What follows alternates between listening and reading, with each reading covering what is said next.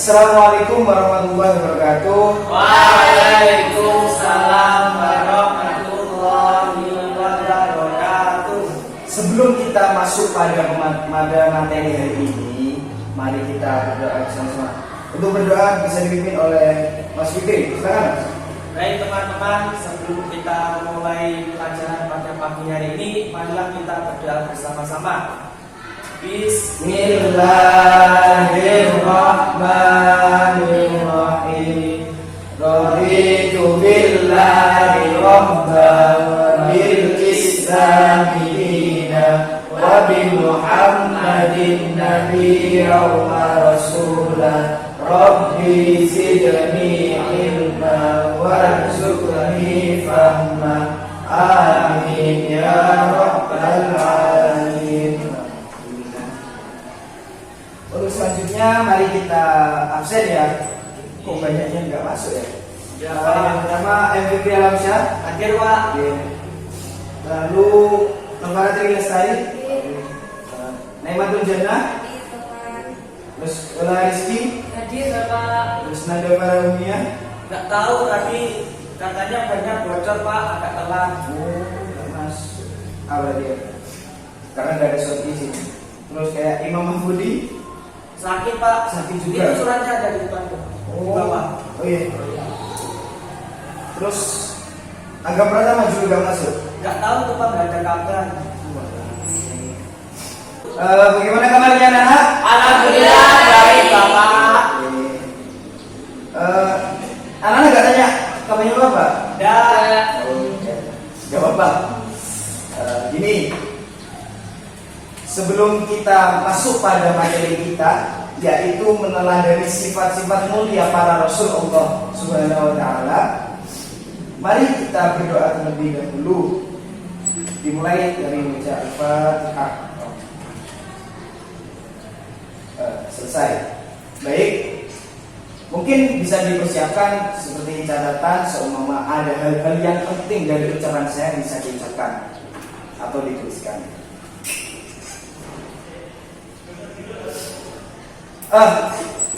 Teman-teman atau anak-anak mungkin sebenarnya tahu mengenai tentang iman. Apa itu artinya iman? Mungkin ada yang tahu? Mbak Yela? Iman itu artinya percaya Bapak. Oh iya benar. Mungkin ada slide-nya Mas Widi? jangan Pak, sama jawabannya. Oh ya. Silakan ditulis bahwa beriman kepada Rasul artinya adalah meyakini dengan sepenuh hati bahwa Allah telah mengutus para rasulnya untuk menyampaikan wahyu kepada umatnya. Itu kalau meyakini keberadaannya Rasul. Nah, sebagai dalil tentang Rasul, seperti di surah Al-Imran ayat 164 itu terdapat bahwa ayat laqad manallahu 'alal mu'minina idh ba'atha fihim rasulan min anfusihim ila akhirih. Nah, di situ juga disebutkan, sungguh Allah telah memberikan karunia kepada orang-orang beriman ketika Allah mengutus seorang rasul tanda kutip Muhammad di tengah-tengah mereka dari kalangan mereka sendiri. Nah, mungkin teman-teman ada yang tahu kira-kira tugasnya para rasul itu apa? Ada yang tahu nggak? Tugasnya para rasul itu apa? Tugas para rasul itu ada 4. Yang pertama yaitu sebagai pembawa ajaran tauhid, sebagai pembawa ajaran tauhid yang benar. Yang kedua yaitu sebagai pembawa kabar gembira bagi halayak lain, entah itu masyarakatnya Islam ataupun non-Islam.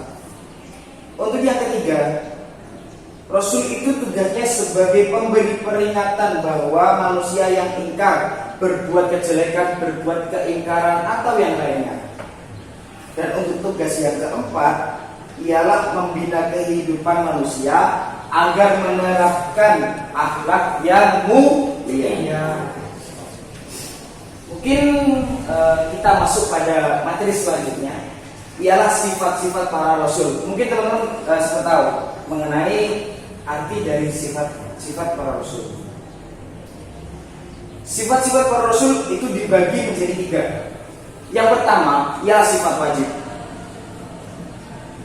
Sifat wajib. Sifat wajib ini ada apa? Yang pertama yaitu sidik. Sidik apa artinya? Mungkin ada yang tahu? Benar. Kurang tepat. Sidik itu artinya jujur. Jadi mustahil Rasul itu tidak jujur. Untuk sifat wajib Rasul yang kedua yaitu amanah. Amanah ialah dapat dipercaya. Mustahil Rasul itu tidak dapat dipercaya. Untuk sifat wajib yang ketiga yang tabligh, menyampaikan. Jadi mustahil Rasul itu mendapatkan wahyu lalu disembunyikan. Pasti Rasul itu mengeluarkan, disampaikan kepada umat. Dan untuk selanjutnya ialah fatona. Fatona adalah cerdas. Setiap Rasul itu pasti mempunyai kecerdasan sendiri, berbeda dari manusia yang lain. Maka dari itu Allah memilih Rasul bukan sembarang Rasul. Pasti beliau itu cerdas dan juga menyampaikan wahyunya dan juga dapat dipercaya dan juga jujur. Lanjut.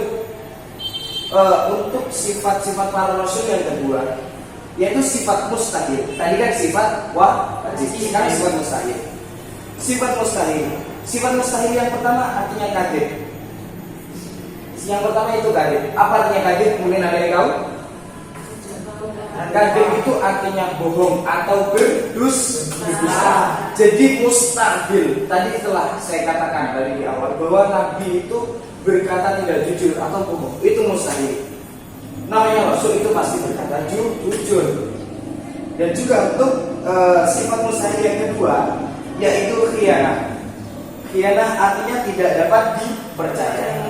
Jikalau seorang Rasul itu berkhianat, maka Rasul tersebut pasti munafik karena ada dalilnya bahwa ayat yang munafikin talatun. Ya seperti salah satunya idza hadatsa kadzaba wa idza wa'ada akhlafana wa idza tumina khana. Nah, khana itu artinya berkhianat. Maka dari itu kalau Rasul itu berbuat sesuatu hal yang seperti dikatakan munafik barusan, seperti ayat munafik, itu mustahil.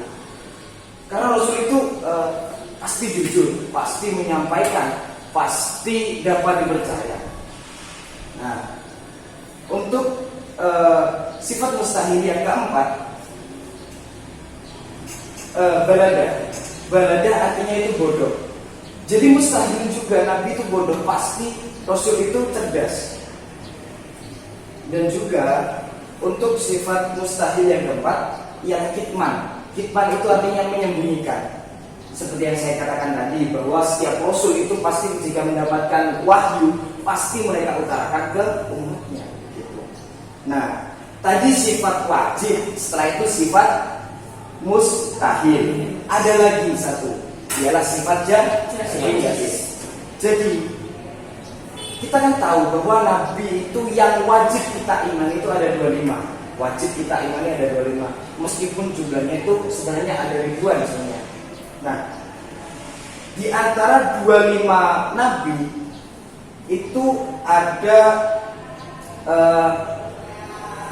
yang dikelompokkan itu disebut juga dengan Rasul. Kalau Rasul pasti Nabi, kalau Nabi belum tentu Rasul gitu. Saya tadi kan menjelaskan tentang sifat jaiz ya, bahwa sifat jaiz itu adalah sifat yang dimana Rasul itu tidak membedakan manusia satu dengan manusia yang lainnya. Jadi Nabi itu ya jaiz itu artinya boleh. Nabi itu ya lumrah mempunyai rasa sakit. Nabi itu makan. Jadi Nabi bukan malaikat. Nabi punya rasa sakit, punya rasa keliluli atau sakit apapun lah. Nabi itu juga seperti manusia biasa. Sifat manusia seumumnya itu namanya basyariah. Bisa disebut juga dengan basyariah. Nah, untuk selanjutnya kita akan membahas tentang Rasul Ulul Azmi. Kita tahu tadi kan diutarakan bahwa Nabi itu jumlahnya yang wajib kita imani ada 25.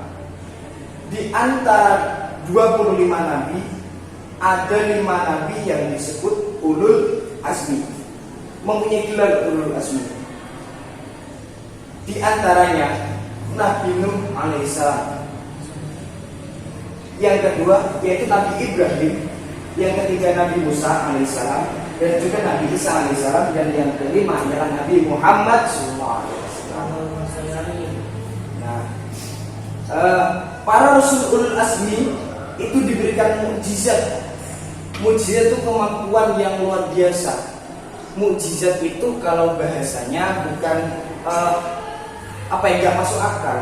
Mukjizat itu firaqun bainal adad. Jadi mukjizat itu berbeda dari hal kebiasaan.